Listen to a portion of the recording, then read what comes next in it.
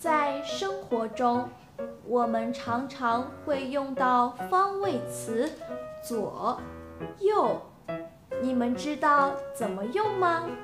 我们一起看看吧。李可，可以帮我拿一下你左边的面包吗？是这个吗？是的，右边的我也要。谢谢。不客气。你也帮我拿一下你右边的咖啡吧。好的。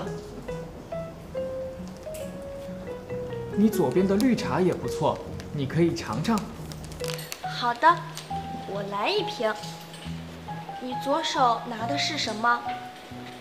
是糖，你要吗？不要了，谢谢。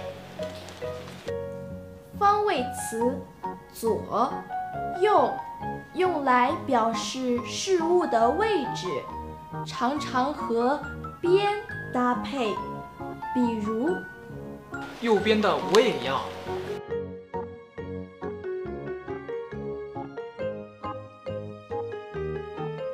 你左边的绿茶也不错。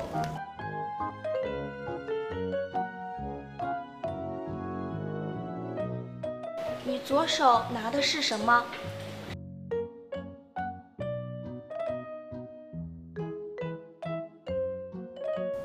你学会了吗？跟我读。右边的我也要。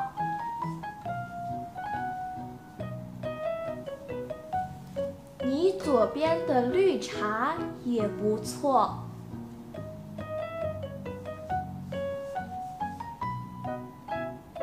你左手拿的是什么？